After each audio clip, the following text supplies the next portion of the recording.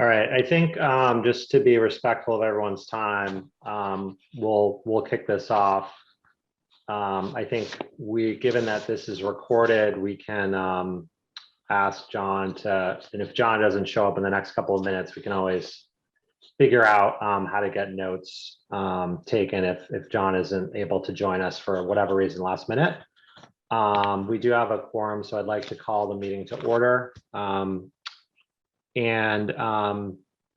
First, just want to run through some logistics, and hopefully Amanda is going to be joining us. I sent a note to her. I was really hoping to use the time that I had allocated for my update really to, allow Amanda to introduce herself, the new sustainability director, and really get a chance for her to just say hi and for any kind of quick conversation there. So hopefully she'll be joining soon. So on to logistics, and let's cover off on those things. As you know, we had to reschedule, unfortunately, our earlier October date to this evening. So one question I have for everyone, and we can probably also wait and talk about this a little bit more at the end of the meeting. But I wanted to just ask the group if you thought it might be beneficial for us to also meet on November 17th, or whether you felt like we should punt on the 17th and reconvene on December 15th, which is our next kind of scheduled meeting after that. Any initial thoughts on that, or do you guys want to wait until we kind of talk through and see what we have left? Yeah, I think your suggestion of waiting till the end of the meeting to decide on that is a good one. I don't know. Okay. Any other thoughts? Okay. Jake, I think I had shared with you before the November date. I can't make that one, just so you know, for planning purposes. But okay, and I think Courtney, you had mentioned that you're also not available on the 17th. Right. Correct. Okay, so that is helpful to know. And I think with Thanksgiving, it's going to be challenging to reschedule that meeting to any other time in November. So, okay, but we can circle back on that, assuming we have time towards the end of the meeting. So the other item that I have is the meeting minutes from the September meeting. Thank you, Michael, for those detailed notes. Since I wasn't at this meeting, I can't provide any real commentary, but would, like any input or feedback on any changes, or would entertain a motion to approve the meeting minutes if someone wants to do that. I make a motion to approve the meeting minutes. I'll second. All right, let's take a vote. All in favor of approving the meeting minutes, either say aye or raise your hand, or both. Aye. All right, that is unanimous. Meeting minutes approved.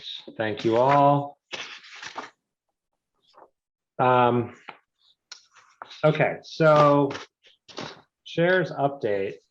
Still hoping that Amanda might join us. I was really left my time really for her. The only other thing that I had, kind of another logistical item, is that we're sort of out of our clerk duty rotation. And maybe that's why John didn't join, because he knew he was going to have to take notes. I pinged him just to see. He's usually pretty good, so I thought I just pinged him and said, "Hey, John, where are you? You got to take the minutes, pal." I know. Yeah, if anyone has a text for him, feel free to bug him. I don't think I do, so I just sent him an email. So what I'll do is I'll work with I'll connect with Amanda. I think I have a sense of who would be up in terms of the rotation, but we need to kind of start that up again. So again, nothing major there.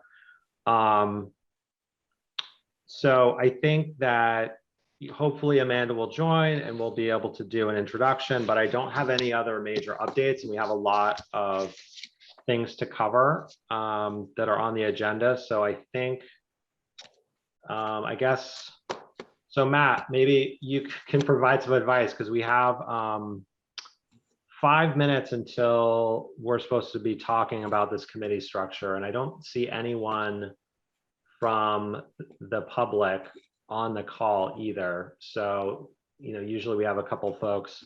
I know best practice is to wait. So what we could do is we could have 5 minutes of conversation about any other topics related to kind of town developments, or anything related to Amanda or anything else. But I'm assuming we should wait until 6:15 to start that conversation. Jake, have you met Amanda? Has she started with her job now, and has she met with committees? Where is where's Yeah, she so stand? Amanda, just to give everyone a background who may not kind of have seen, she is, and hello, John, I think, see you're just connecting. So Amanda is, I think, started about a week ago.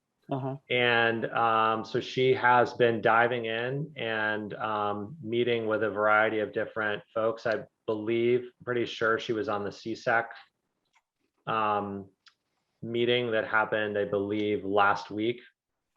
They had a meeting in person. She joined us. She attended. Yeah. And she's also met with a variety of different staff. I don't know everyone she's met with. I had a conversation with her on Monday. And we talked a bit about, I got to know her a little bit. We talked a little bit about, what she was starting to dig into. We talked a little bit about just like logistically how Kate and I work together and how we can work together going forward. And then we talked about the, the meeting tonight and kind of logistics around that. So great. Yeah, so she's definitely very new, but has done work, I think, for the town previously, and has a lot of experience in the space. So looking forward to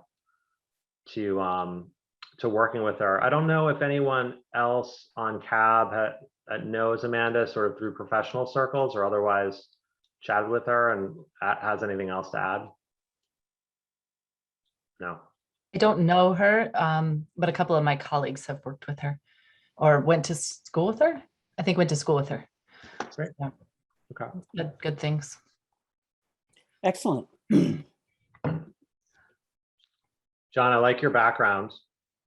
And I also, just a reminder that I was thinking you might have tried to skip because I pinged you and said that you needed to take, you were on the list to take notes.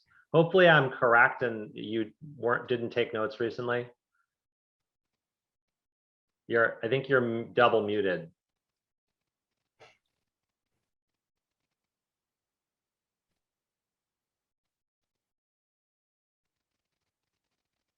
Yeah, unfortunately, we're not hearing you. Hopefully you can hear us.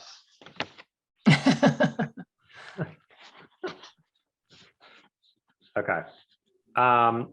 So I think,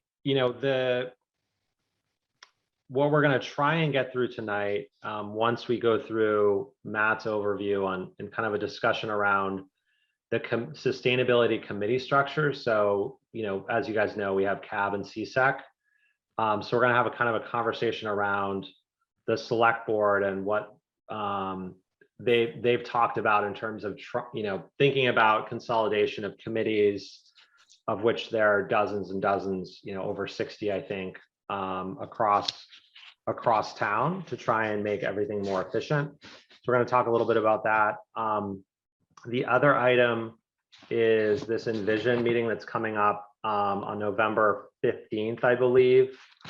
And we need to have a form back to Jeremy, who's kind of helping coordinate this for the select board and all of the groups that are participating, that basically outlines, what action items that CAB has taken that sort of contribute to it. And I think the challenge and something we will talk about is, Envision occurred before the climate action plan. So really want to talk through how best to provide feedback and input to that group for that conversation, so it'll be most impactful. And then we're going to kind of continue the conversation about priorities. So with that quick update, I will hand it over to Matt. Hopefully you're okay kind of giving us an overview on the committee structure conversation and a little bit more background, and then we can jump into discussion. Yeah, so we had a recent meeting where we walked through, well, we had a focused meeting on how to streamline committee work. And so we looked at everything from the number of members on a committee to whether committee members could serve on multiple committees, which would reduce the number of people needed to fill all the seats, to we're trying to come up with a different committee structure. And one of the topics that showed up there was just in the area of sustainability. We obviously have two committees, and is there an opportunity to streamline that process, make it more efficient? Now, that doesn't necessarily mean eliminating one committee and just having one. It may mean just a different structure, but definitely, I took an action item to come to both CSEC and CAB and to discuss that possibility, and also work with Amanda. And so, I kicked that off by sending a note to the chairs and to Amanda.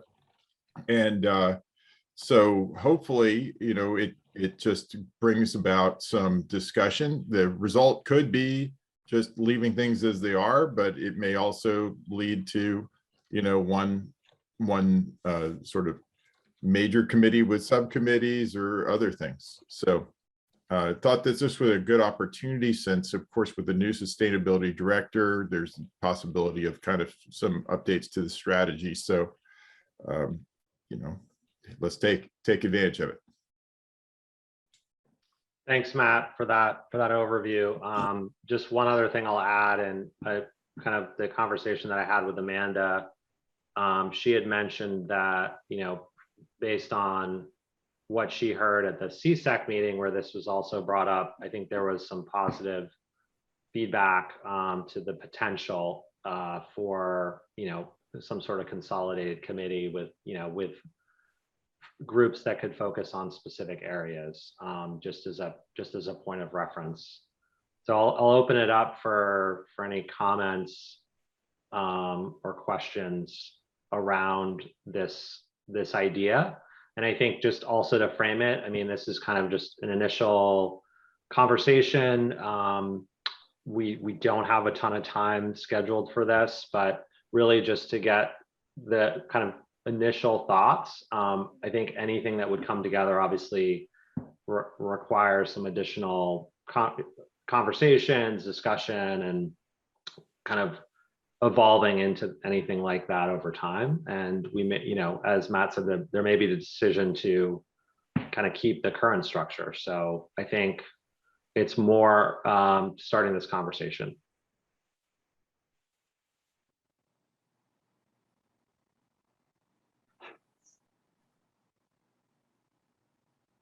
I mean, let me just kick it off that it seems to me that CAB has focused more on policy and CSEC more on implementation. And so I think that, both of those elements need to be considered. And, but I think what I've found in just the short time that I've been liaison is that, the teams really do need to update each other frequently. And it seems like there is some overlap or just extra effort in doing that. And I would just also add, I've been trying to stay coordinated with Jerry, who's the chair over at CSEC.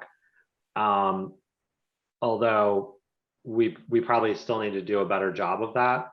But I know there are a number of, in terms of the priorities that they've been talking about, there's a lot of overlap with the priorities that we've been talking about as well.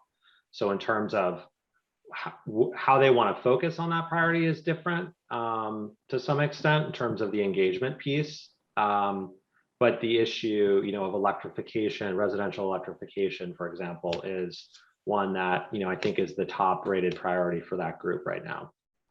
And that's pretty, fairly high on our list as well.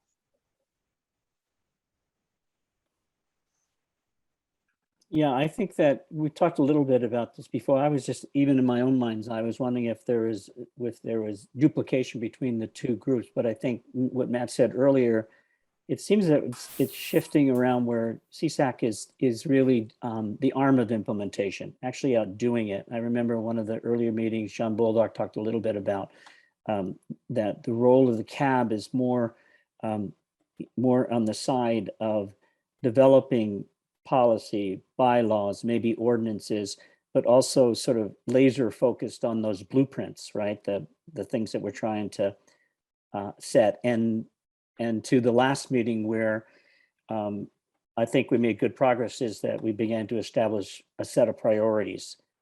And maybe those priorities wouldn't be the same priorities that CSAC has, or maybe they would.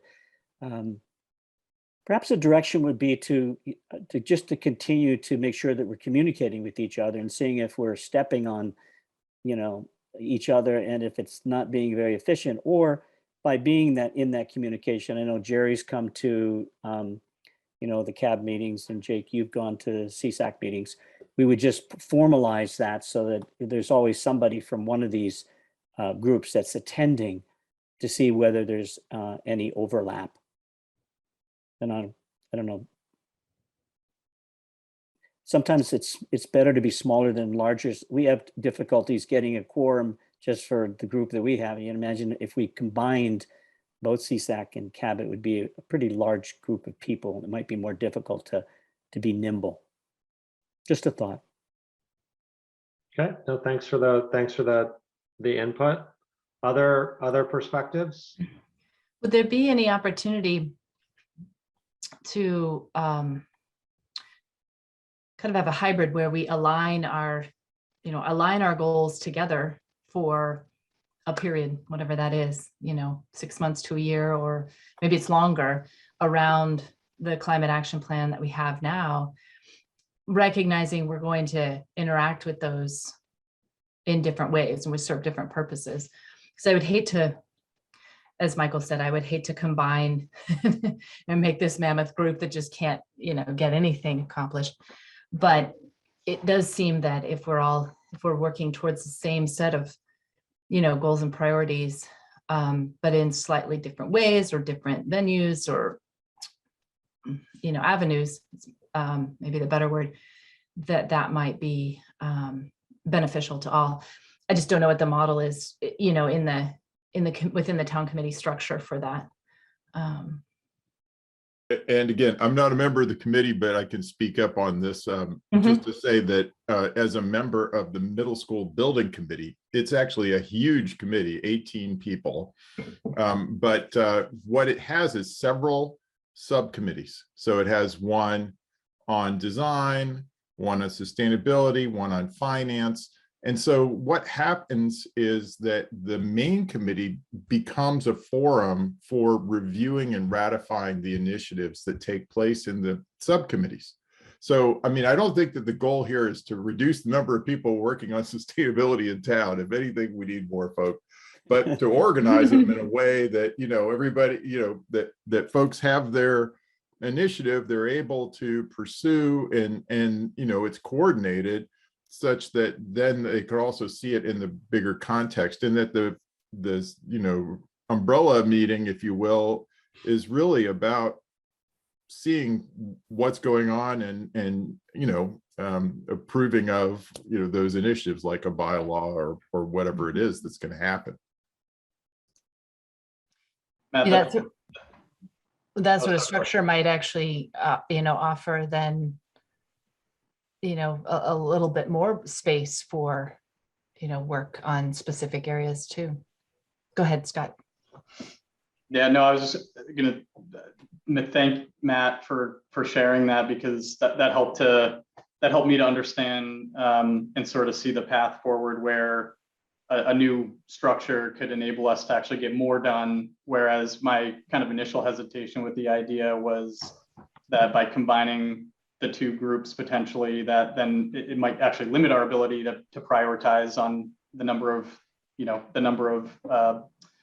things that we all feel are priorities. So I think if it could serve in that structure where there's kind of this umbrella group, but then there is the ability to have these subcommittees, it might actually enhance our ability to do more through that framework. So yeah, that was really helpful. And I think I'm feeling more supportive of that idea than maybe initially. Yep. Thanks, Matt, for that comment.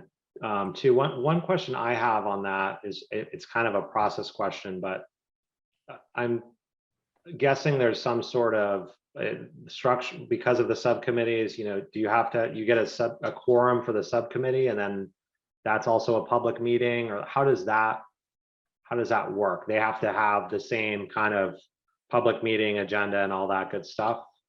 Yeah, I have to say that's where the world we live in. Yep. Okay, I figured. I just wanted to confirm that there is some formality that needs to happen in the subcommittee structure, which is all, you know, is part of, you know, what every committee and that's larger that has these subcommittees is doing. But I know we've struggled with just in bandwidth in terms of trying to do stuff outside of meetings. So, you know, potentially having that larger group with, you know, more folks who have different interests that align against a set of priorities, that could be helpful. Other thoughts? I know we started a little late, so I'm going to give us some more time just to talk through this and get other perspectives. And then Amanda, I know, thank you for jumping on. We'll take a little bit of time for you to be able to say hi to everyone as well. But other comments and feedback on the committee structure? I was just going to add, I know the history of the two committees. I think I was chair of CSEC at some point many years ago. But if I look at them with a fresh eyes, I'm like, why do we have two committees? I mean, I understand the delineation, but again, the more I think about it, I'm like, yeah, it should probably be more of a subcommittee structure under one committee. That makes sense to me. Okay.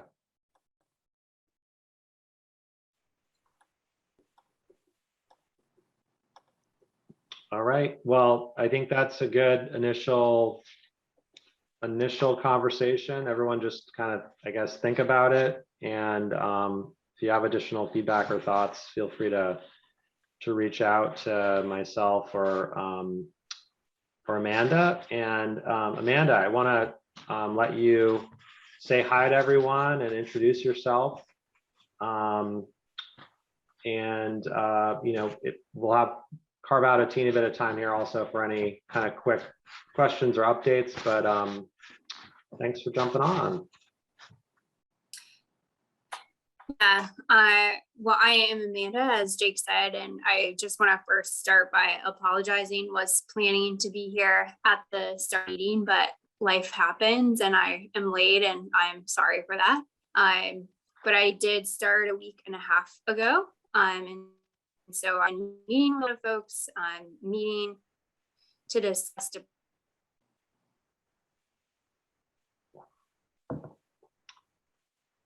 Amanda, unfortunately, you're frozen.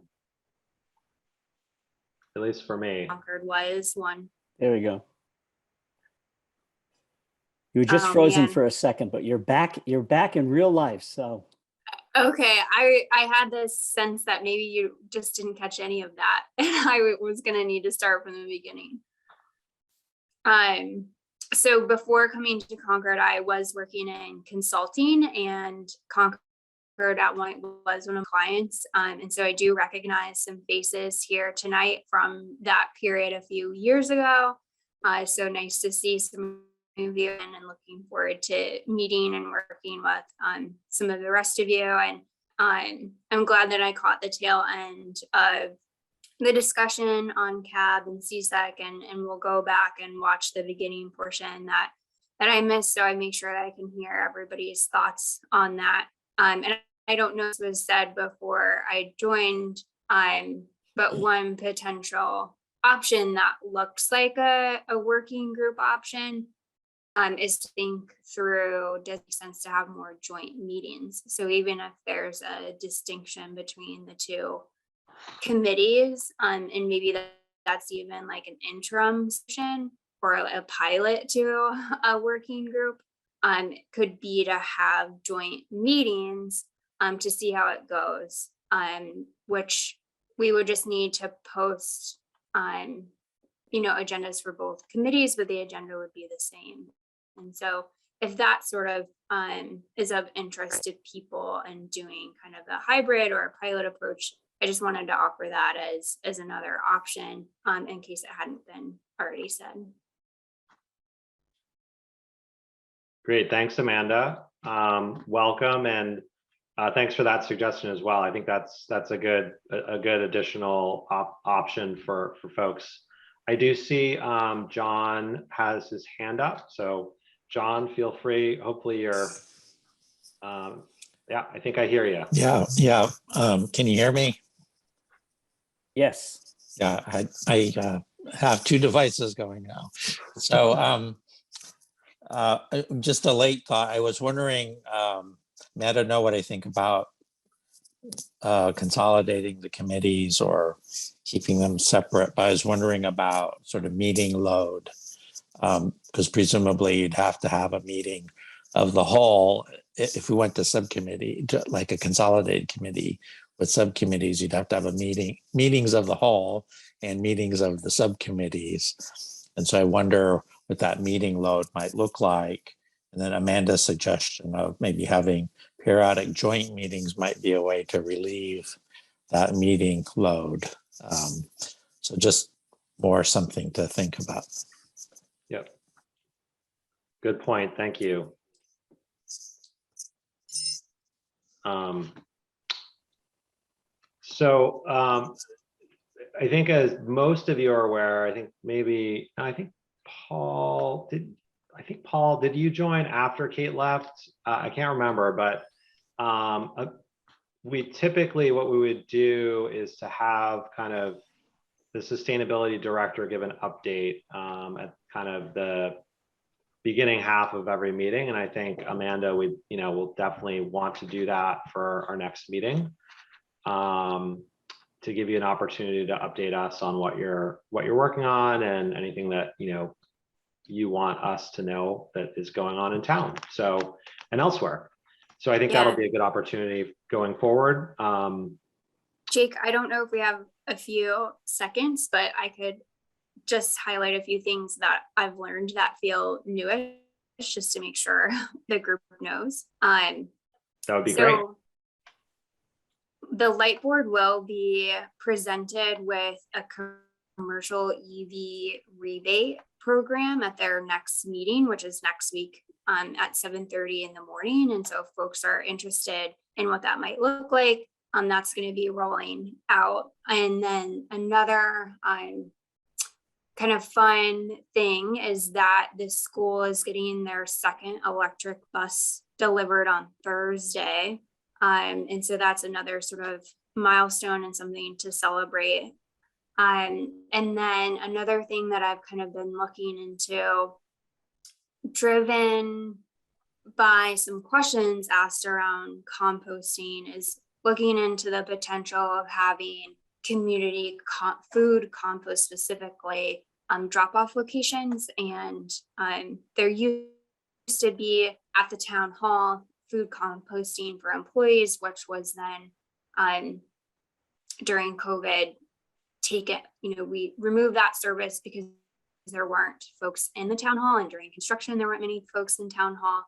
And so then when we were looking to re-up that and potentially add a few other places, we started to look into this community compost sites. So even kind of in the last week, those have been some things that have come to my radar and on my attention. And then the last one is the schools are reinvigorating their sustainability committee. And so if that was of interest to folks, that is also something that's getting some new traction and momentum. Thanks, Amanda. That's helpful updates. Just one thing that I thought of when you were talking about the commercial composting. I know there was a survey that went out to a bunch of residents about the overall waste program. in town, and it had a lot of questions about the recycling program, and also asked about organics and composting. So hopefully that's something that the whatever I'm forgetting the department that manages, the name of the department that manages it, but hopefully that's something that they're looking at as a potential opportunity for the town, because I know there's a lot of folks just in my neighborhood that are using like a paid to service organics program. So hopefully we'll hear some updates on that later in the year or early next. Great. Okay, so let's transition to talking about the Envision Concord 2030 action plan. And I shared the very lengthy action plan kind of implementation action chart, and tried to highlight all of the areas that the Climate Action Advisory Board was mentioned. And honestly, I think it's not overwhelming, but there's kind of a lot of different areas that were either mentioned or that we could potentially influence across open space, and obviously around kind of the light plant and different policies in terms of planning and development. And so I think we've really guided our efforts in the first couple of years around creating the climate action plan and resilience plan that was based on and informed by Envision 2030 and other documents and policies and procedures that the town has and had adopted, and really spent a lot of time on that, and then have spent a good amount of time talking about, well, how do we now drive progress against those, against that action plan. And we spent a good amount of time on Article 31 and working to get that passed, and supporting the large group that worked on that. So I think my initial thoughts on this kind of submission are I think there's probably a need for better alignment of, since the climate action plan came out, with what's in Envision 2030 and kind of what the town agreed, because all of the other committees kind of were, aligned around the work that Kate and team did, is really around how do we reconcile that and make sure that those priorities and those blueprints are integrated into how the various staff and committees, et cetera, kind of operate going forward. So that was, I guess, my high level thought around the type of feedback we should be providing, but want to get other perspectives and see if other folks had different thoughts. And I can certainly bring up the document if anyone wants to kind of scroll through it. There's like 12 pages that were mentioned on, so it's kind of a lot. Or if there's any other questions about Envision 2030 for those who are less familiar, happy to talk through that as well. So fire away. Well, let me jump into this. I'm going to pick up a theme that you just talked about, Jake, is that I went back and looked at that Envision Concord, which was a phenomenal planning document. I hadn't seen it for several years. I felt a little stymied after going through it because it is so vast and brings in a scope around environmental priorities, business priorities, water conservation, soil regeneration, just a huge number. I think I counted almost 100 action items in there. And what I went back to try to get more clarity in my own mind's eye by seeing, okay, if we look at the intersection between what this committee has done in developing the climate resiliency plan, it was very difficult to see the actual blueprints in each or some of those Envision actions that the town is taking as a planning document. So I think we probably just need to talk more about how we see that interface actually happening without becoming so stymied that we have 100 different things going and we can't see our way to a priority of 2 items, 3 items, 4 items that are illuminated in the actual plan and the blueprints that were there. So I don't know what other people thought about these are 2 phenomenal documents. And I keep coming back to thinking about how do we move those documents, or certainly the climate and resiliency plan that is the genesis of what we're doing, to actually now move it into an operations plan. What are we going to execute on as the priority of the blueprints that we had? So. Thanks, Michael. And I think, yeah, I think that kind of echoes some of the thoughts I had in terms of feeling a little bit overwhelmed, but also, I mean, I did see a number of areas where there has been alignment in terms of some of the work that, we're supporting, some of the things that we're trying to do and that we've talked about engaging in further.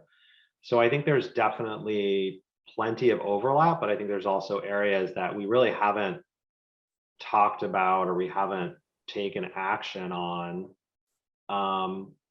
that that may not live anywhere else and might be something that we want to consider. Again, I would say though that we've been trying to align on priorities, and if we can't keep adding more things. I think the challenge with this is the ownership aspect of it and who really owns it. There's all these groups listed, but so I guess I see Paul's hand up, but Matt, I see your hand up. I just want to make sure. I was assuming that maybe that was leftover, but if not, I want to let you chime in. It was leftover, but actually this is a good time for me to chime in. Please do. I can share now for a second, just to give you a little bit of a sense of how we are pulling this stuff together. So we now at this point have had input from a number of boards and committees. So if I can share, you're still sharing, I believe. Yeah, I'll stop.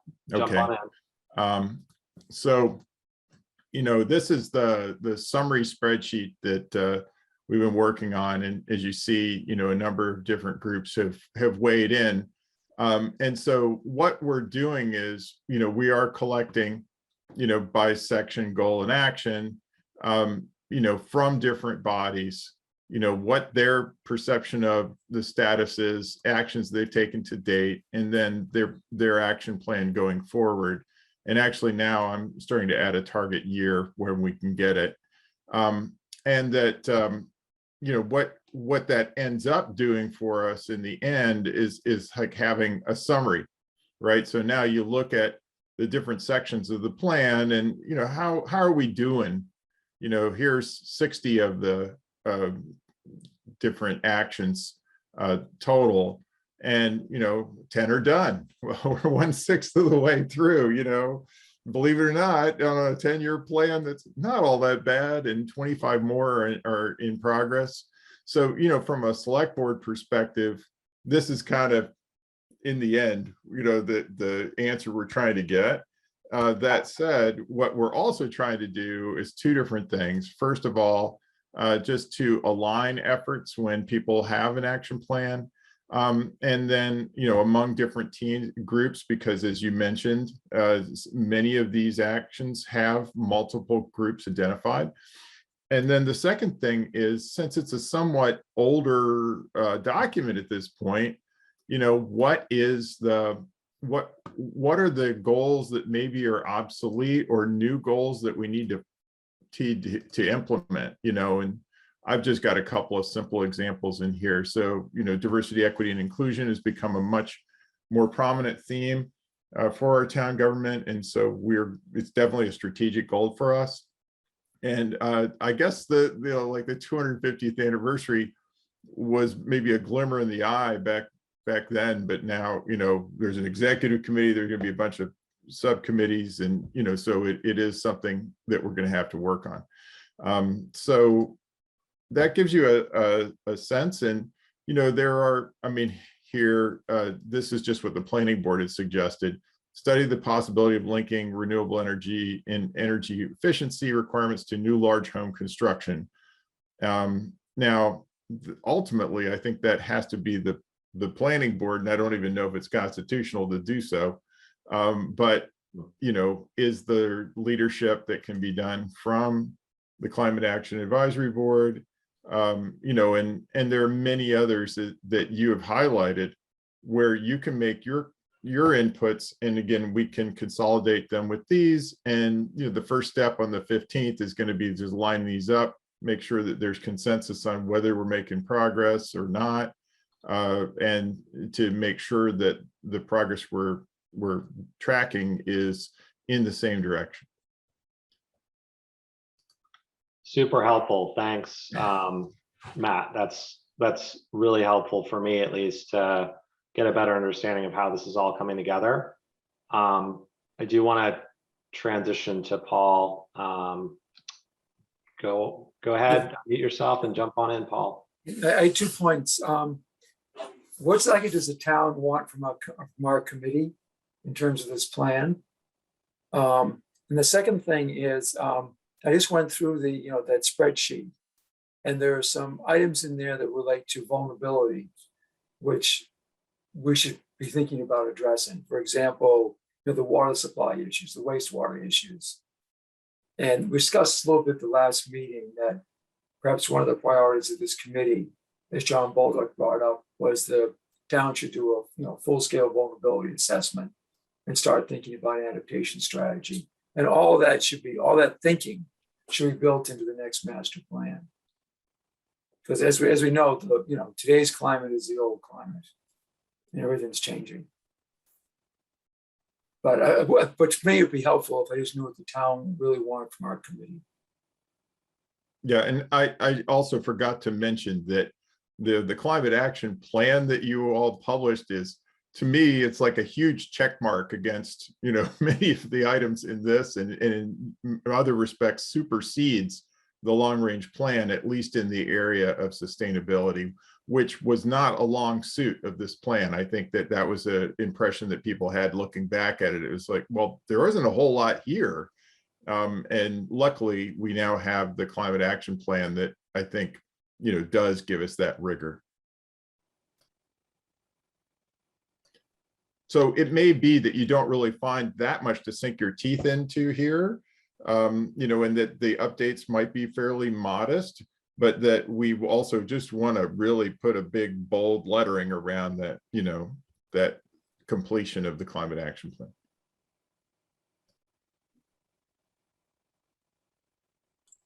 Thank you. Thanks, Paul. John, I see your hand up. Yeah, so well, I was glad Matt mentioned that things change over time, and that the plan needs to be updated, and perhaps there were issues that weren't at the forefront when it was written that need to be brought in. I think resilience is kind of in Envision as I look at the table, but it's not very specific. And so I think there'd be some need to figure out, to bring some specificity to what's there, or to maybe reshape it. For me, doing a vulnerability assessment, a robust one, is foundational.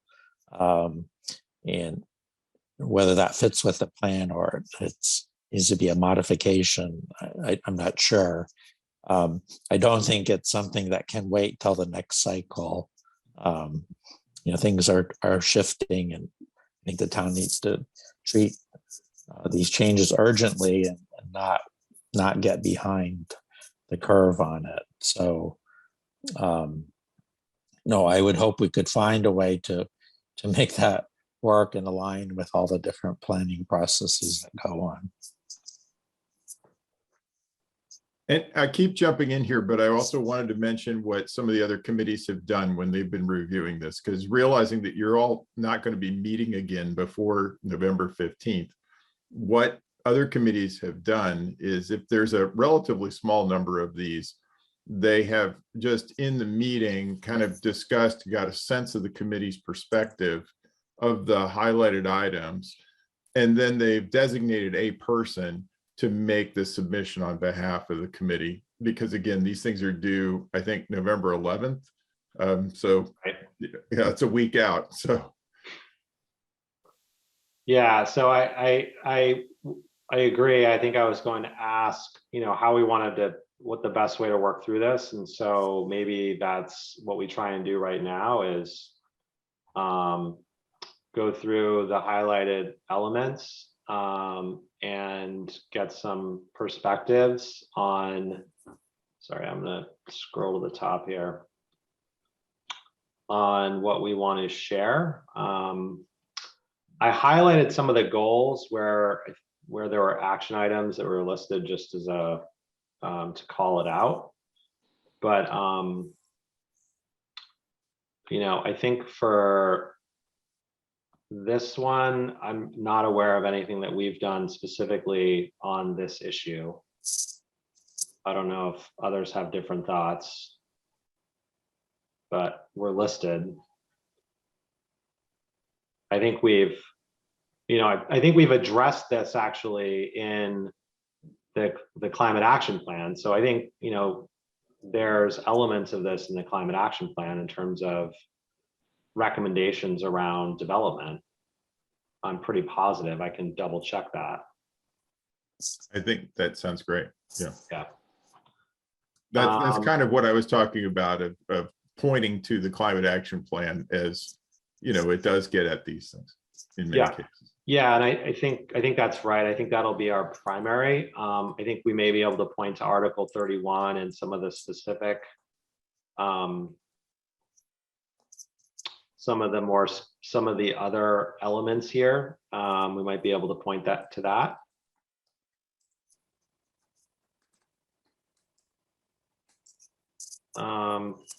Like this one right here, Action 6. Right. Well, that also kind of made me think about the Envision conversation that we've had. And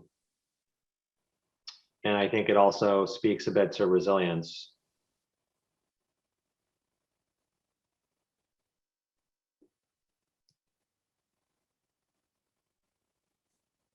So I'm going to keep scrolling through, and if folks have, specific comments or ideas about what we should reference for each of these, that we can try and get back next week. I can coordinate getting back to the select board,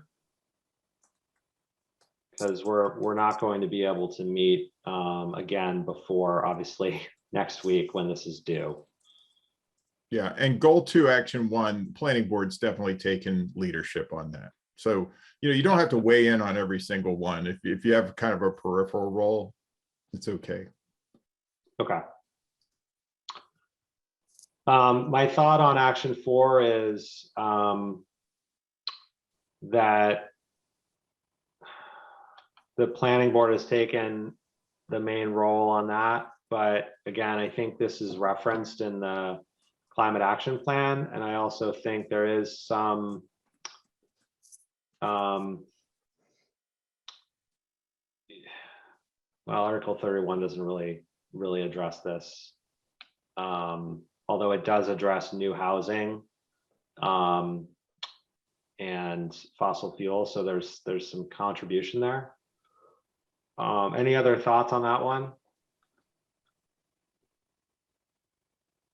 Matt, this is a question I have going through this. This is a very helpful document to break it all out. But when you look at the people who, or the organization or committees that have the lead on it, that column all the way to the right where you're listing almost touch points, like the goal and the action touch points, all of these different committees.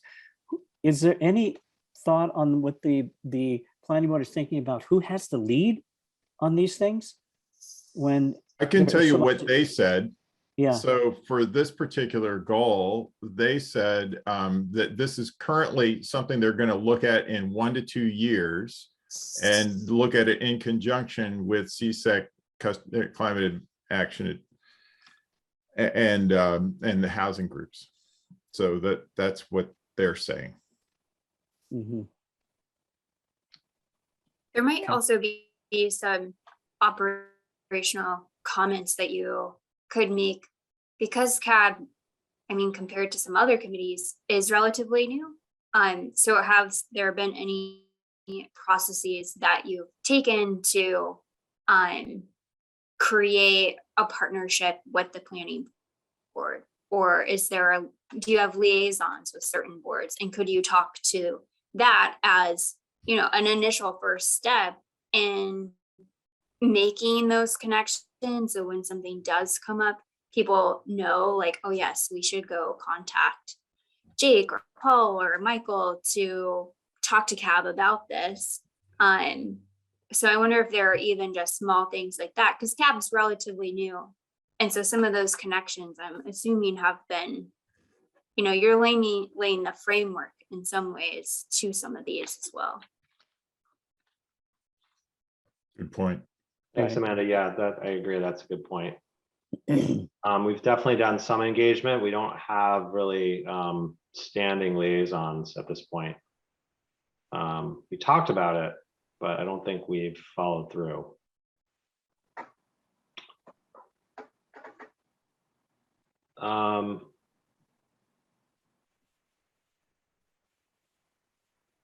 So I think on some of these, one of the, you know, the new net zero code, the Massachusetts code, I think addresses at least action 2. And that was one of the things we talked about was, you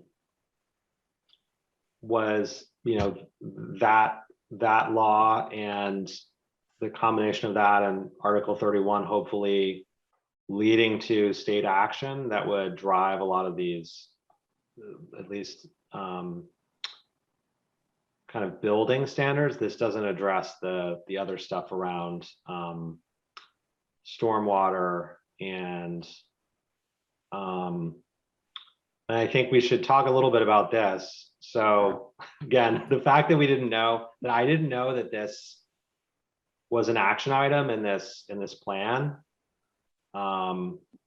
So, you know, action 5 within the Climate Action Advisory Board and Resilience Committee, create working net zero and net blue groups to guide policies over the next 2 to 3 decades in order to achieve long-term goals for the built environment. I didn't know about this, but I think the action plan speaks to what we've done. I mean, that set out the plan for us to try and drive sustainability within the built environment. Do people agree with that?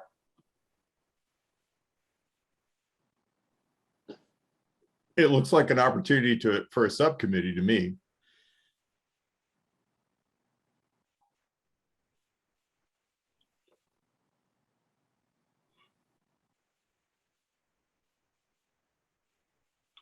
Yeah, I think You know, to the extent if you're looking at residential or built environment.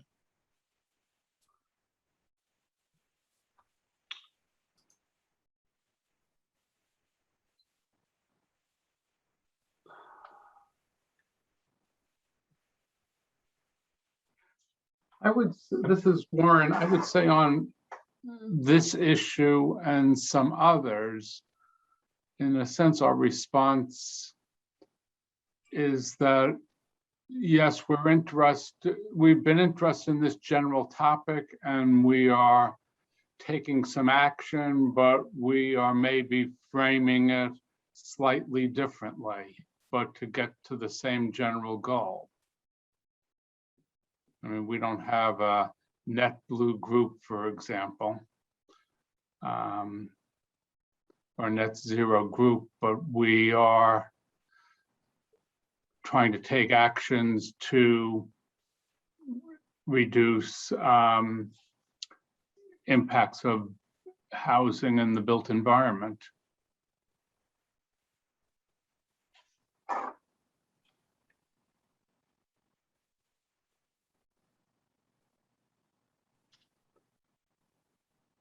I would agree with that, and I think that it's going to be important as if this is this is something that the select board is going to kind of continue to focus on, and that the town is going to continue to focus on moving forward, then we need to make sure that we're aligning where it makes sense to, and partnering with the various divisions that ultimately the town staff and the town, whether it's sustainability or planning or others, ultimately is going to need to take the action. And I think it's how we can support that and help suggest specific policies or incentives that will get the town closer to those, which I think we've worked on, we've suggested in the action plan. But this is phrased, to Warren's point, this is phrased differently than kind of what we've pulled together. So I think that's what I'm struggling with, is it's crosswalk between the two. I think it's my understanding that you could write in here, because it talks about the long-term goals for the built environment, and the climate action and resilience plan does have other similar long-term goals to the built environment. And so maybe talking about that, and the other one that kind of comes up for me in this action is that I know Public Works is currently working on an integrated water resource plan. And there are probably going to be actions that come out of that as well. So maybe there's, just like the planning board said, we're hoping to do this in the next 1 to 2 years. Maybe there are small commitments that could also be stated here. We plan to get involved in the integrated water resource management plan, or we plan to at least explore that as an option, in addition to thinking through having working groups as a part of the combination conversation that we had earlier today. And maybe that's the current status of that. And I think it's okay that progress hasn't been made. I don't know that we've said that yet.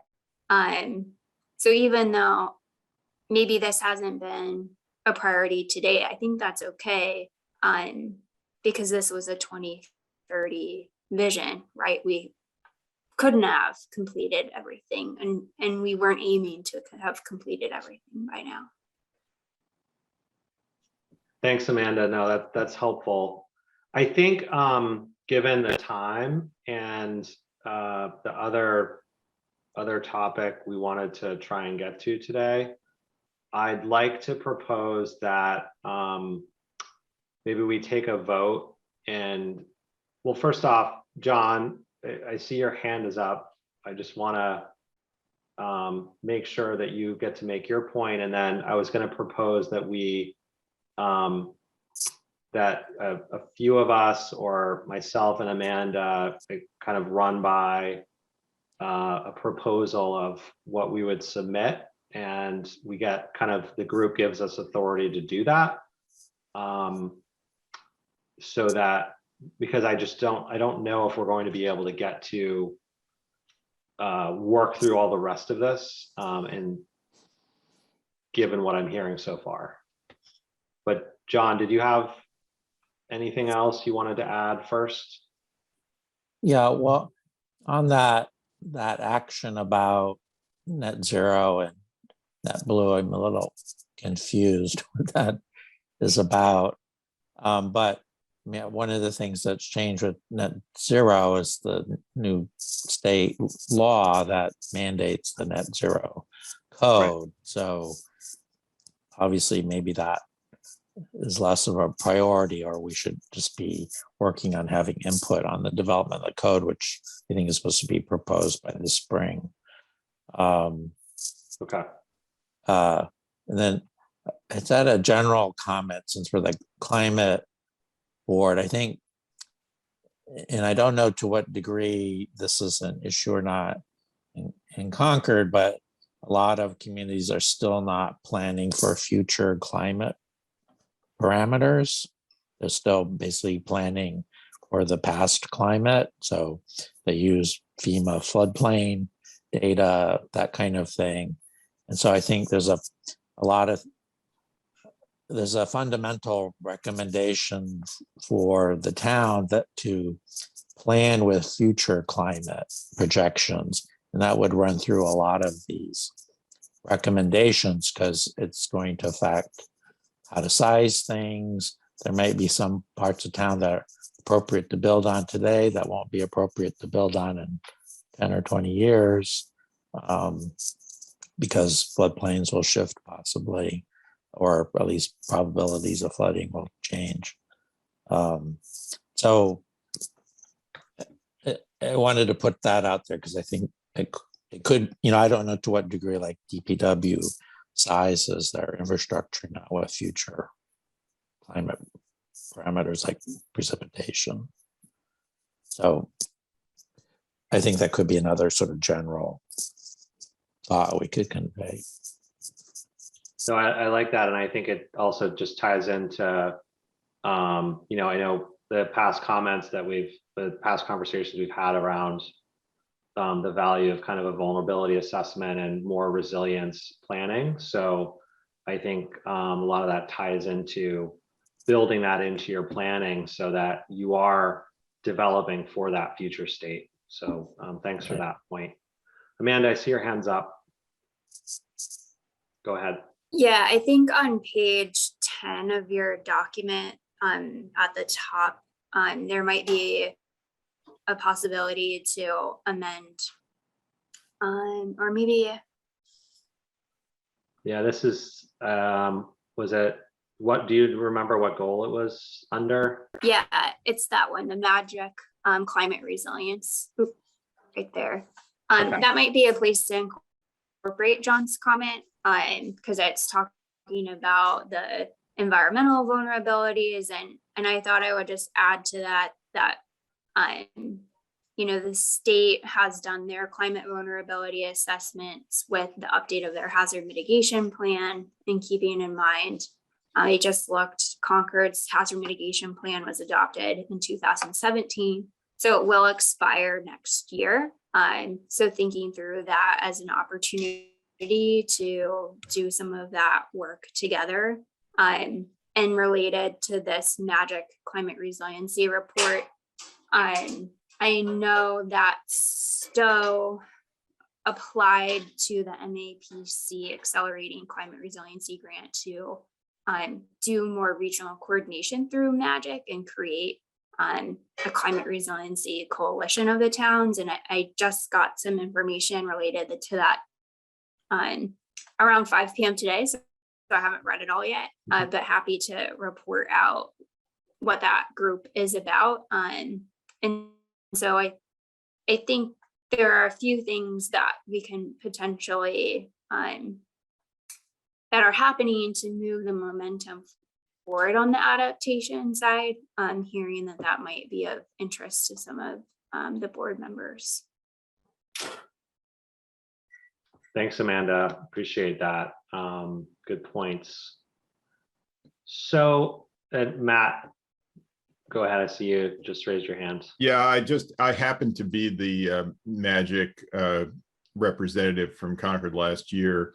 when this came up, and Stowe brought this up. And I think the rationale was, since we as towns share the same watershed, you know, that when you look at resiliency plans, there's a big component that's from that, that there was a possibility to just get economies of scale by ganging up together. So that's what they were trying to do, is organize these, and they did give a big rundown of all the ones that were expiring, and you know, that kind of helped prioritize people's participation. Thanks, Matt. So what do folks think about me working with Amanda to take a crack at kind of putting this together? And again, this is they're recommending a maximum 1 page. That I think I shared the framework in the and you saw what Matt shared. So it's pretty high level. Are there any concerns with that approach, or any other comments? I'd love to be able to talk a bit about our priorities, because in some ways these things are related.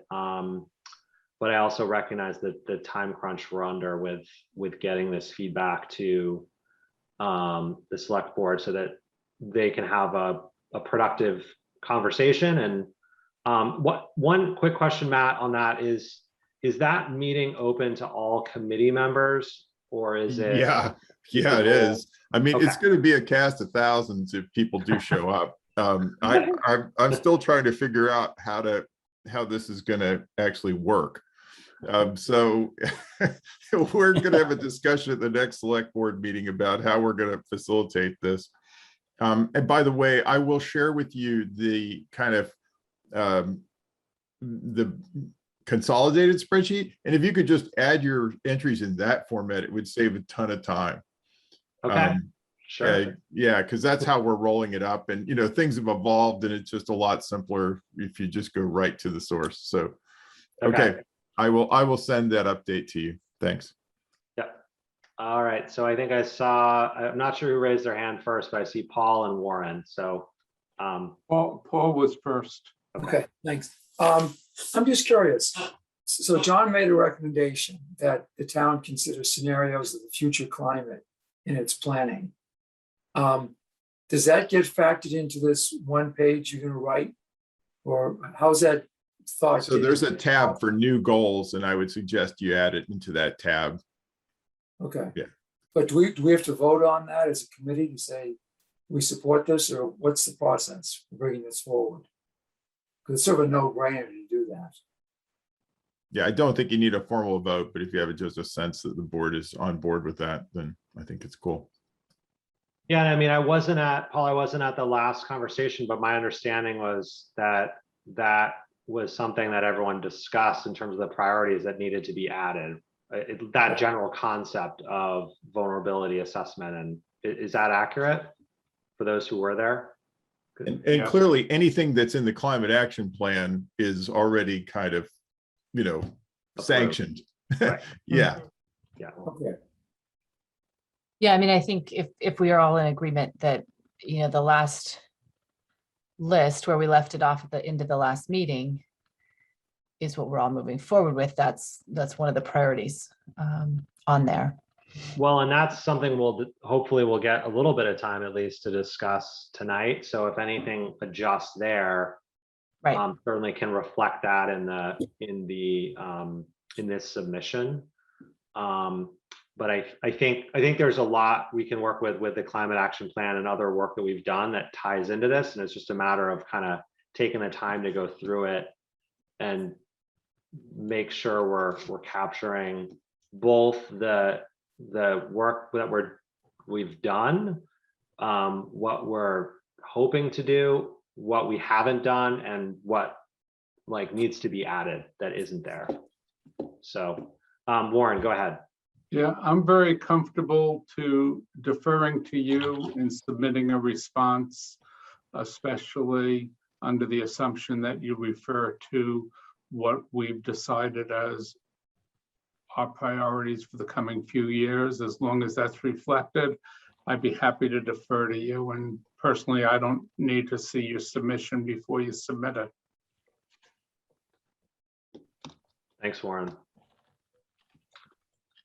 So I guess we should probably take a vote on this, just to be formal about it. So I guess I need someone to submit a motion that essentially would allow me to at least initially to coordinate with Amanda and probably Matt on this submission for the select board, and that you're approving that kind of I can take that on based on everything that we've talked about tonight, as well as the priorities and what we've talked about in the past. So can someone make that motion in a more efficient way than I just tried to? I'll take a shot. So I move that the committee empower the chair to submit the committee's priorities, or submit priorities on behalf of the committee. Thank you, I Brian. second that. All right, all in favor, please say aye. Raise your Aye. hand. All right, I think we have a majority supporting. Did we lose Scott? I don't see Scott. No, I'm here. I'm an Oh, aye. okay. I'm an aye. I must have some setting on that's like minimizing. Here, let me just stop sharing right now. There we go. Okay. All right. So I will go ahead and work on that and coordinate with Amanda and Matt. Matt's going to send me that kind of latest spreadsheet and we'll work through it. Awesome. Okay. It's 7:15-ish and we are going to transition to kind of taking up conversation of priorities and following up from the conversation in the last meeting, which I was not at. So it'd be great. I would love input from those folks who had that conversation, and certainly Courtney, feel free to jump in with comments and any, also welcome as the vice chair, any ideas about how we can move forward based on the last conversation to continue to refine this. And I'll go ahead and start sharing the spreadsheet that I also believe you guys have seen this. I distributed it to Cab at least. So can everyone see this? Should I zoom in a bit more? That's good. Okay. Fine to me. So Courtney, I don't mean to put you on the spot, but is there anything you wanted to kind of highlight in terms of some of the key takeaways from the last conversation? I'm trying to Remember? work through my memory. Because I felt like we narrowed this down a bit more. No, there was. No, anyway, I think it's okay. I think we did highlight the vulnerability assessment as one that we wanted to move up closer to the top. I think we talked about combining some related to energy, and I'm trying to remember which ones those were. I think 14, 16, and 26. So I think those top three. But we still needed to work out the details. I think what we had, established is that there was overlapping interests here related to home energy and residential energy reduction. But I think the next step was to figure out, specific tasks, and we even there in column F, we said, look at specific actions, metrics that CMLP could undertake. So this one I think needs to be flushed out a little bit more, and maybe even a rework there, those top three. And then help me out, committee. Do you remember the third one that we had identified as our as our, as our number 3 priority. I think I Maybe saw below that. Yeah. So I was this thinking- one we thought was the, We wanted that as one of the top 3. okay. Energy was the, also one of those top 3. And I thought we had a third one that we had identified as part of the top 3. We recognized that, others were important, but maybe less so. And then I think where we left it was that we sort of wanted to wait to see, how this might dovetail with what, Amanda's thinking as well. And so I think we left it there and adjourned the meeting, if I'm remembering right. So Maybe just to, I can add a little bit to build on what Courtney's that would be saying. great. Thank you.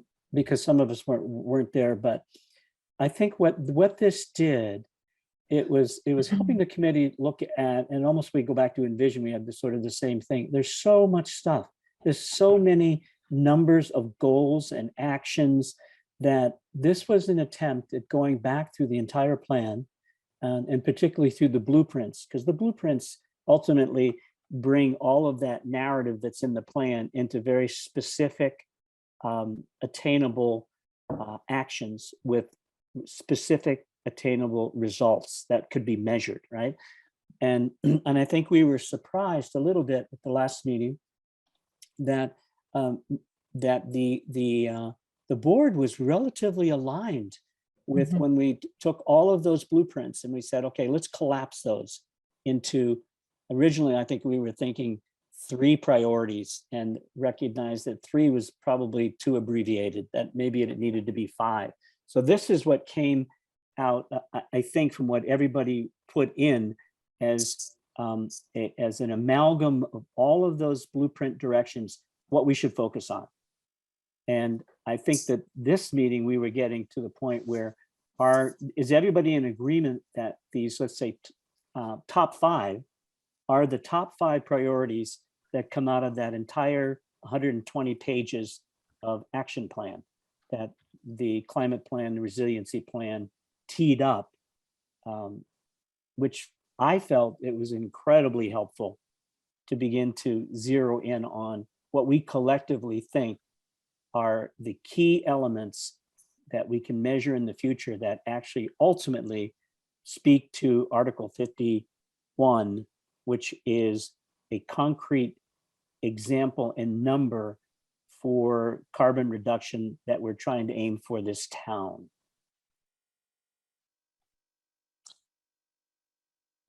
I looked at sorry. Go ahead, John, and thanks, Michael, for that additional context. And I think that's a good just background for folks who weren't on the last conversation.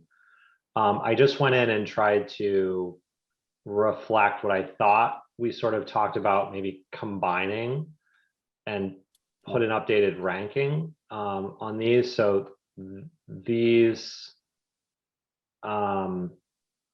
well, I guess I'm not sure if the home energy score, well, I guess those 2 are combined, and then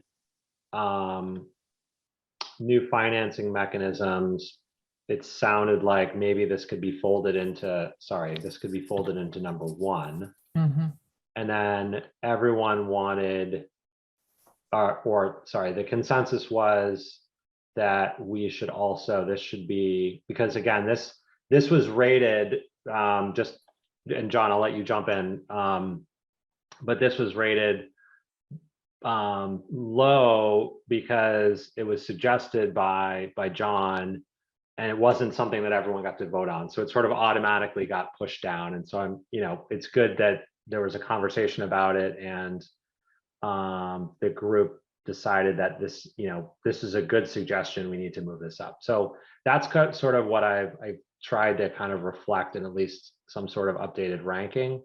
John, let me turn it over to you, and then happy to hear additional comments and feedback from folks. Yeah, so I was looking at the minutes to see, trying to remind myself Right. what we discussed. So I thought like we may correct me if I'm wrong, but I thought the first and the third priorities we thought were related and could be combined. Yeah. I mean, I think it might make sense for the financing to get combined too, but Yeah. and that I thought the second one was more of a standalone thing, but and then I remember my recollection is Okay. we didn't prioritize building energy disclosure. Yeah, I think you're right, Yeah, John. The commercial one or both the home? the commercial one. Commercial. Okay. I think we thought the home energy score was important. Yeah.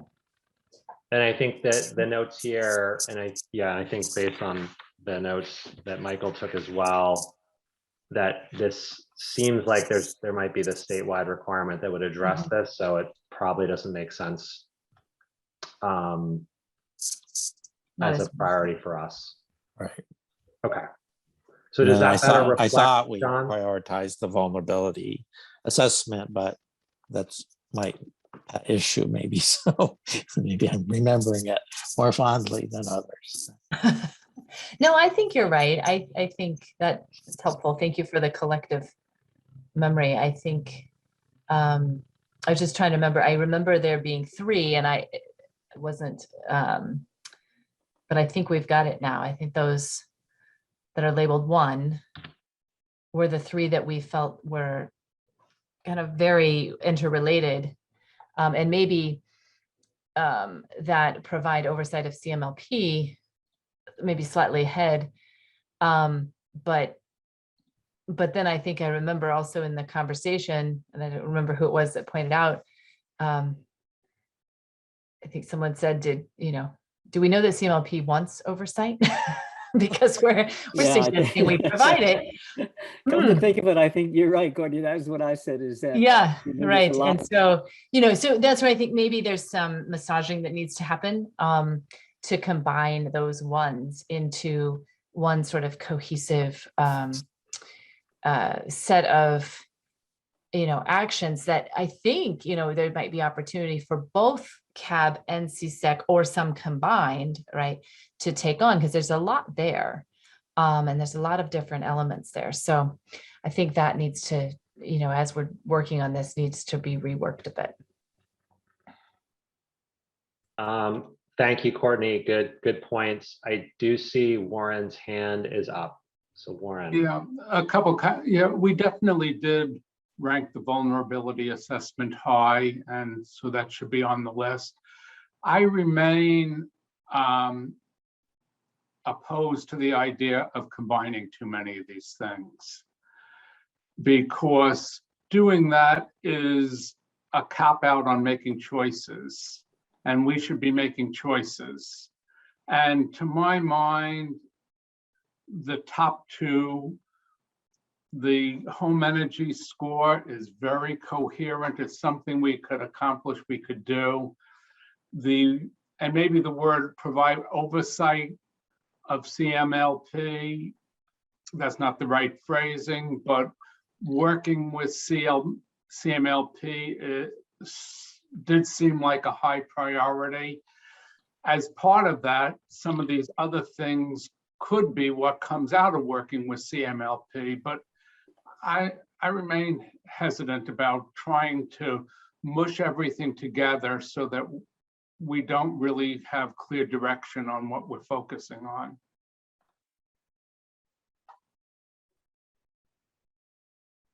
Thanks, Warren. I think it's a good point because, I could see some of these items fall, like everything that has a one under it. I could see that being like a specific project underneath working with CMLP and tracking progress. But the tracking progress, I think, was more, we were talking about kind of accountability and like making sure we are tracking all the metrics that are in the climate action plan already, that and the goals that are already there that relate back to, specifically that relate back to the light plant. And making sure that that's something that we're paying attention to and asking about and getting regular updates on. Whereas I feel like this kind of second item here, the coordinating with CSAC about electrification of residential homes, is a very specific goal that's within the plan already, that there needs to be more work to accelerate. And I think there's some gaps. And so I think, I think it does fall into the bucket. I guess the question is, how do you want to tackle it? And maybe this is something that, some sort of combined meeting with CSAC would help us further refine this. I don't know. I mean, I think the first and third are still related. I think the third is really like a specific thing that is part of the first priority.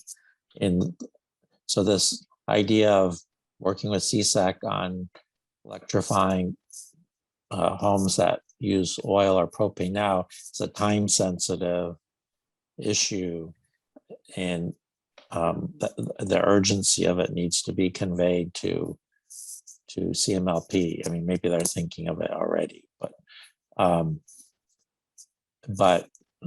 think the concern was, now is when people are making decisions as their systems age and fail, and if they just install a fossil fuel system, it's going to be very hard to get them to electrify. So the sooner we get on those, the better. And I think so. I don't know. It's so much merging the two, but I think it's it's a specific task that goes under number one. I don't have a problem with keeping that on the list as something we want to accomplish. I just have a problem with combining it trying to combine them into one thing, because then you write things in a way that it's mushy and they're not really focused. And if we're saying that a priority is to focus on electrification of homes that have oil and propane, let's just say that clearly and directly, and let's give attention to that and not try to subsume it under some other category. Thanks, Warren. Amanda. Just to provide some information that I have heard in the last week related to CSAC and CMLP. So I believe CSAC is looking to have a series of events in the new year that are related to residential electrification, and that they are interested in that as a topic area as well. And so when we were talking about aligning priorities, maybe there's again a moment for that to happen here.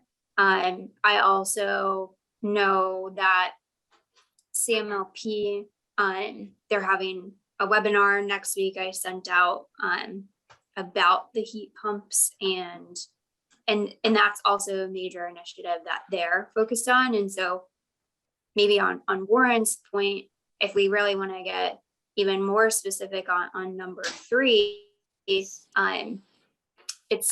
coordinating, but is there a piece of that CAB would want to own, and what piece of that is it? If it's related to residential heat electrification or in the heat pumps, what piece of that does CAB want to?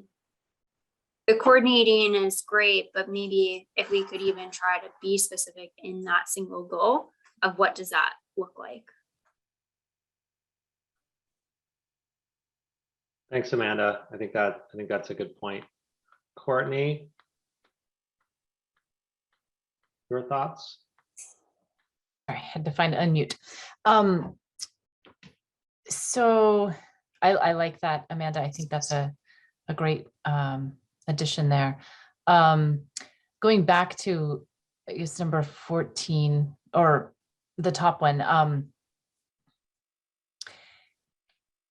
that one is so broad, and I guess want to go back to, and I can't remember who said it earlier, but the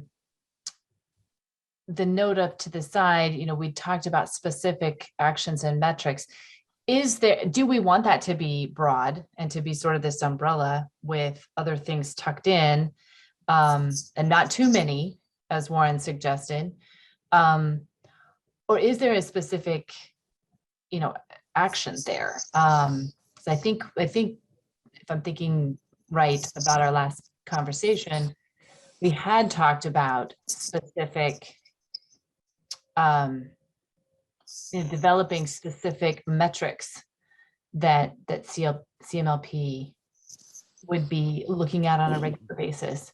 Maybe they aren't now, as it really, that relates to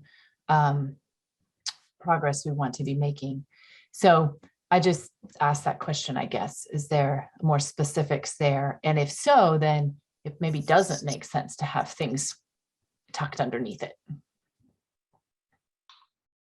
Yeah, I mean, the way I was thinking about this, and then I know we have Michael and then Warren want to chime in, but the way I had been thinking about this kind of before the conversation that I missed was, based on that first conversation, was really around, we have a role we can play is to help ensure there's more accountability within the light plan against driving progress, both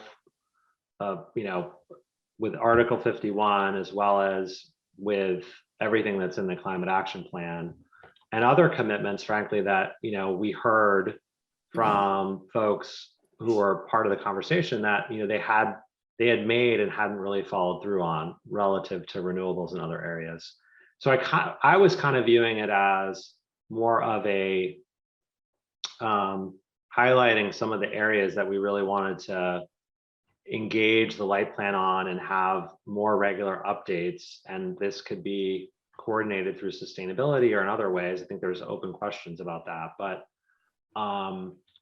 that we wanted to kind of, not necessarily, I guess, pressure might be one word, but really make sure that we were following up with the light plant and engaging with them more intentionally on kind of progress against specific items. We need to decide what those were, but that was kind of how I was thinking about it, not as a specific project or a specific priority, but more across a variety of metrics and goals that they've already set, and that we might take action and say, we want to reach out to town leadership and say, we're not seeing progress on these 3 action items that are really critical to mitigation and critical to achieving our carbon goals.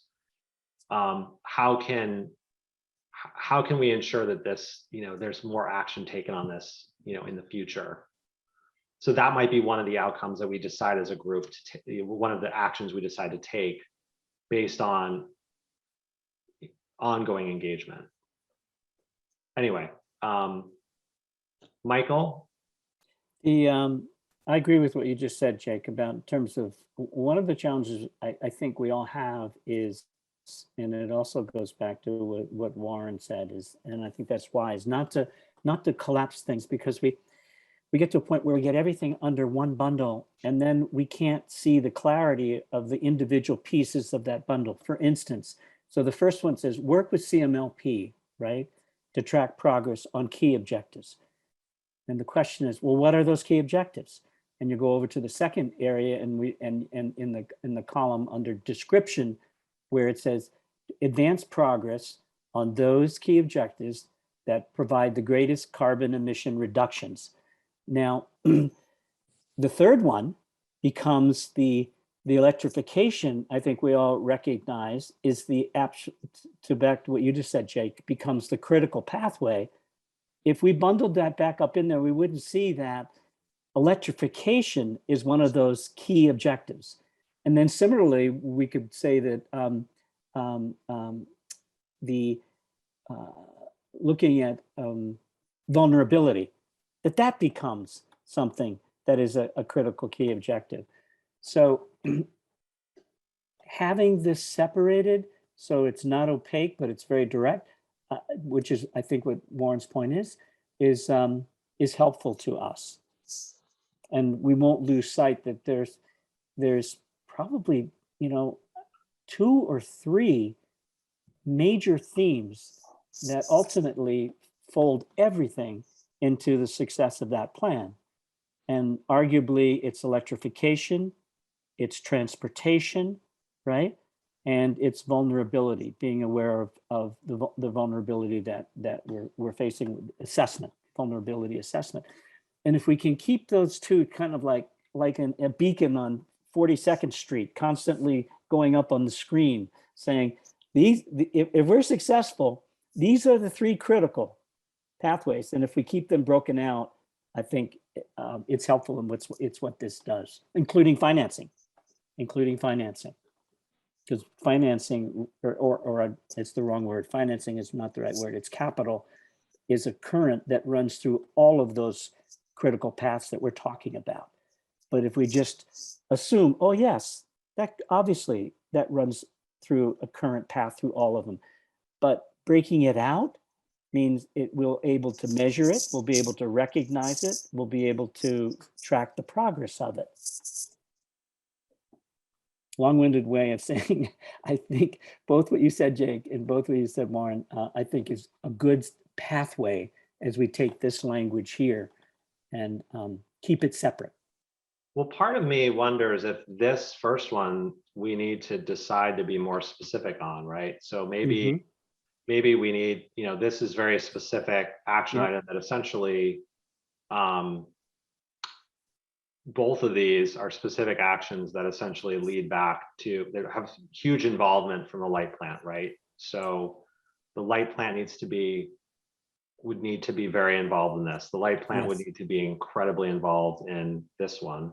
Yes. This is kind of more general. So maybe maybe we need to decide, like, these are the 3 things that we want to engage that have relevance to the light plant that we want to prioritize. And it doesn't have to be one, it's not going to necessarily be 1, 2, 3, because we've got these other, the vulnerability assessment. So we may want to decide either, hey, this is just something we need to do day to day and monitor, as like,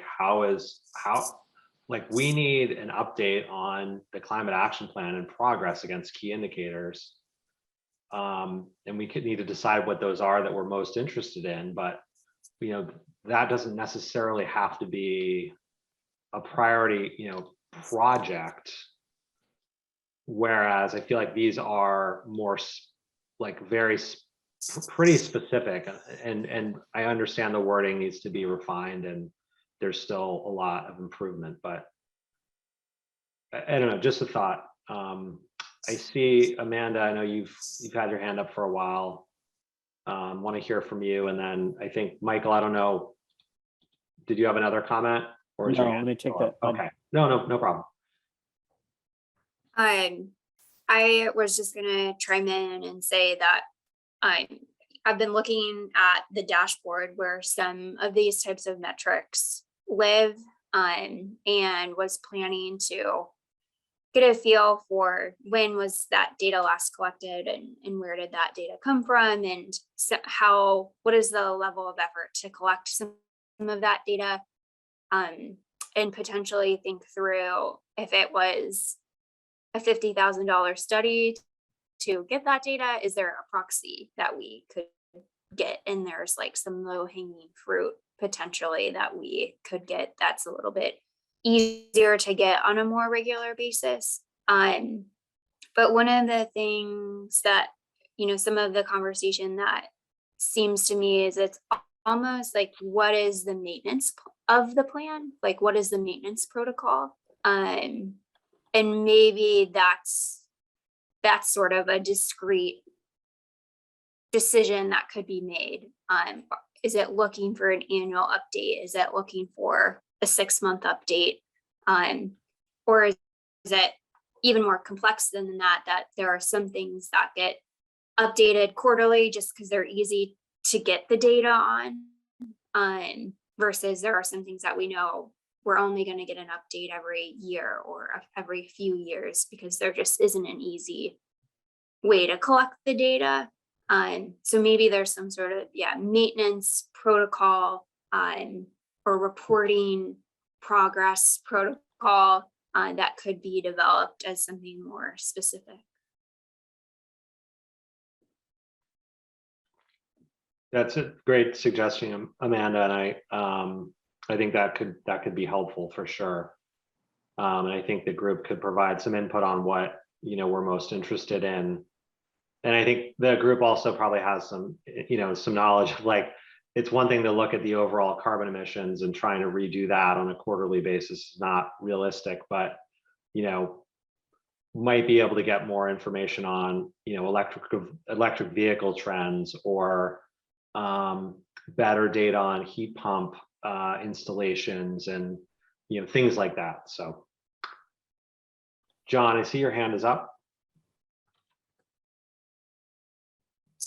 That's I was trying to picture how to operationalize that first. So if the idea is to track some metrics, then it seems like it could be maybe working with CMLP to agree on what those metrics are and working with them to produce data at some interval that we could then see, and then make some assessment as to, is it going in the right direction or at the right pace. So like numbers of buildings being electrified, and thinking of like the Globe report that found how few buildings are getting electrified across the whole state. But obviously that'd be like a key thing, but then there could be other metrics, but it seems like the important thing is to have an agreement with CMLP on what those metrics ought to be, so that we're on the same page about evaluating progress. And the other ones, like the one about electrification and homes heated with fuel oil and propane, seems much more straightforward. It could be a subcommittee with CSAC that develops a memo or written recommendation, submit it to CMLP, and then monitor what they do with it. Right. But that first one was kind of amorphous. Yeah, I agree.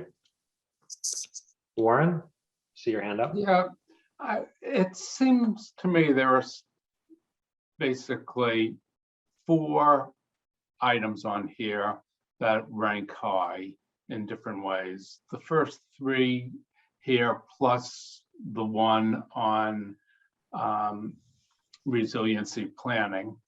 And to move us to action, I wonder whether we couldn't assign one person to each of those 4 and ask them to come back with a proposal for how we would proceed on that particular task.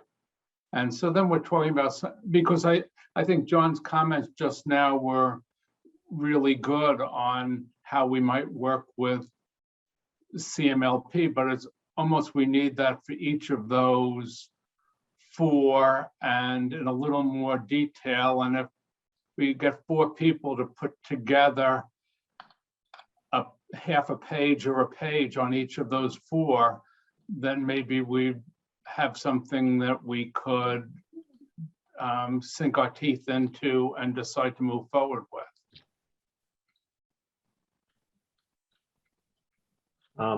I like that suggestion. Other thoughts?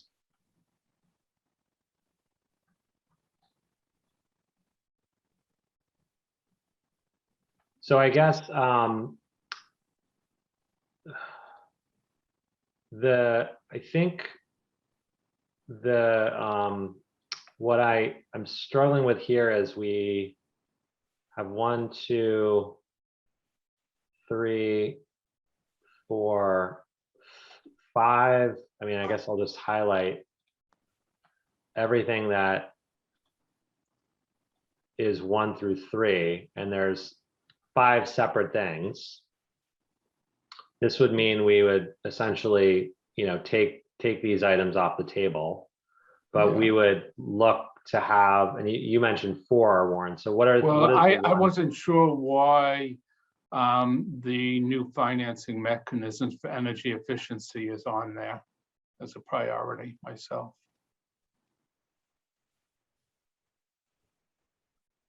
I mean, I'm happy to include that, but that didn't rank so high. We could come back to that, but why don't we start with the other 4? Yeah, I guess one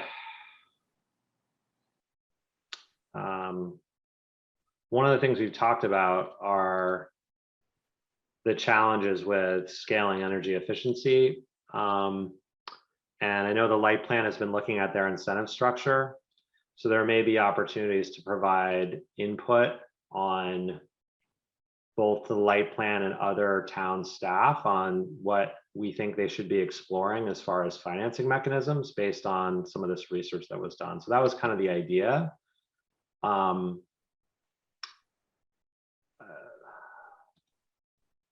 And I don't think, I think every community is struggling with that. So, and it ranked pretty highly.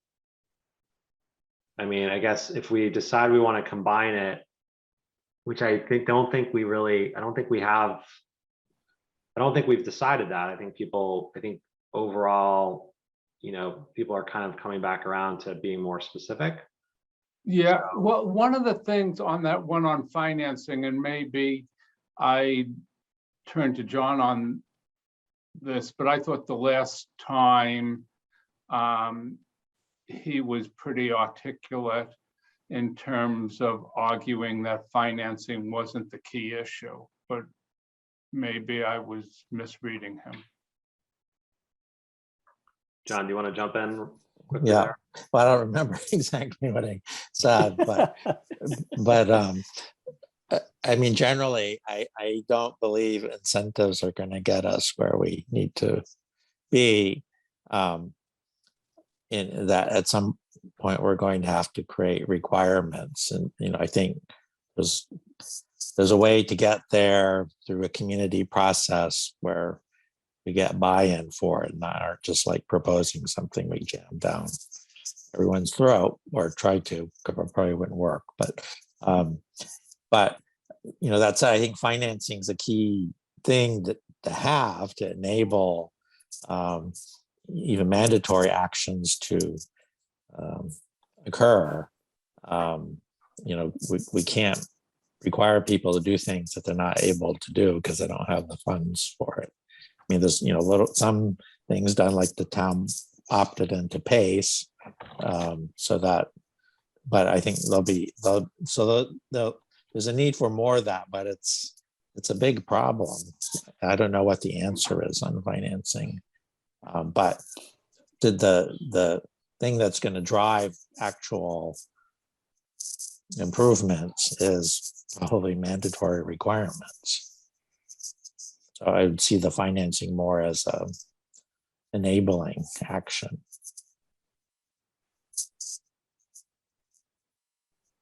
Thanks, John, for jumping in on that. And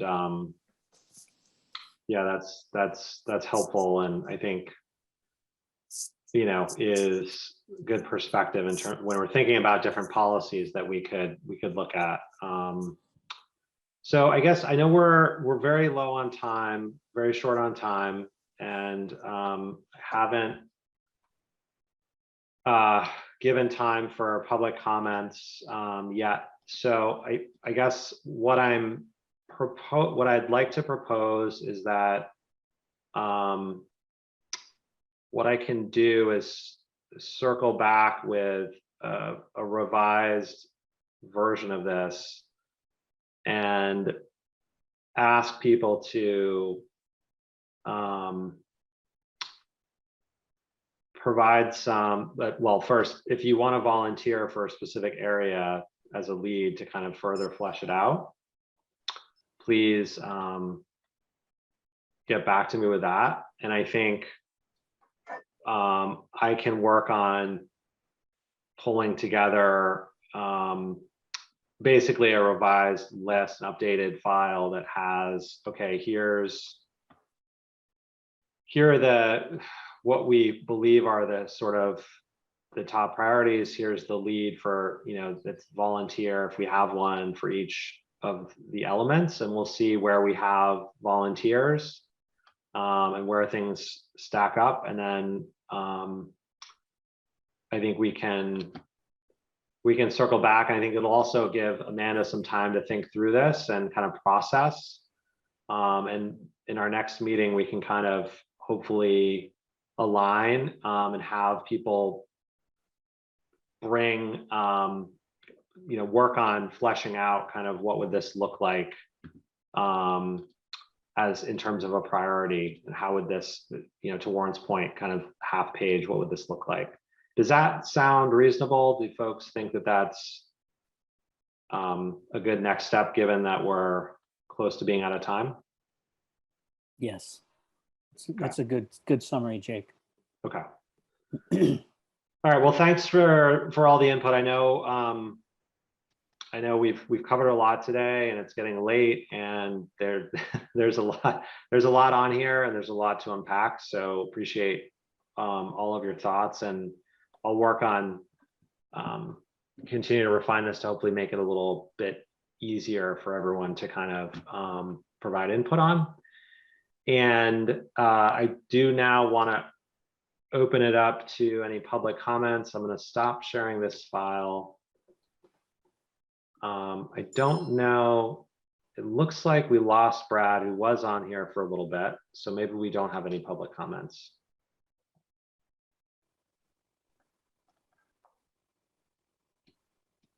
It looks like we don't have any one left. They were so bored out of their mind. The one person.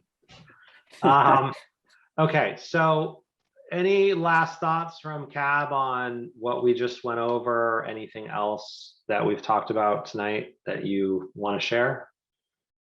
Maybe one closing remark. Amanda, we're happy that you have joined this group to figure out what in the world are we going to do.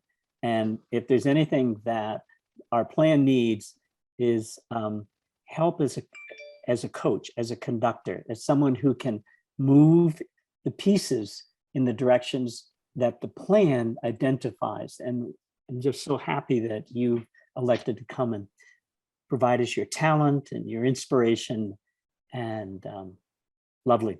So thank you. Thanks, Michael. Warren? Hey, those were great comments, Michael. I want to get back to the topic from the beginning and argue against us having another meeting in November, in the hope that 4 people will volunteer to use the 2 hours that they would have taken in the meeting to write up half pages on 4 of those topics. I second that. 4 or 5, however many you decide. All right, we have a second. We have a motion. Do you want to make that an official motion that we not meet on November 17th? Yeah, I'll make a motion that we not meet on November 17th. Can I get a second? I'll second. Since I won't be here. Yeah. Yeah, I know we have Lovely. two folks who won't be here, Scott and Courtney. So I guess take a vote that we will not meet on November 17th, and we will, but we will plan to meet on our the already scheduled December 15th. All in favor? All right, thank you.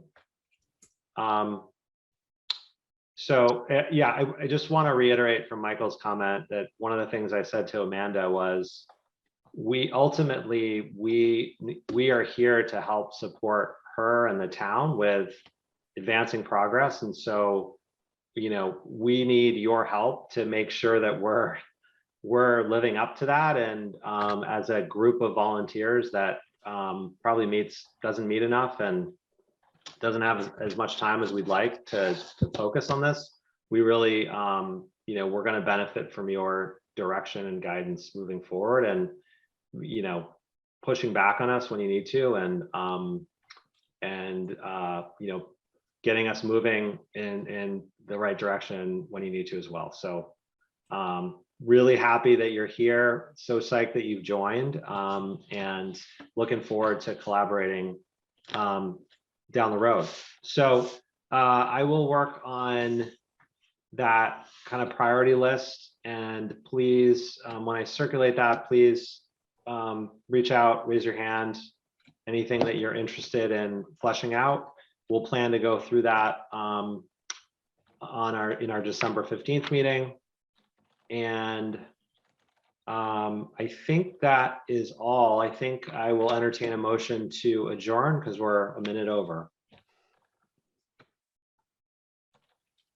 I move that we adjourn.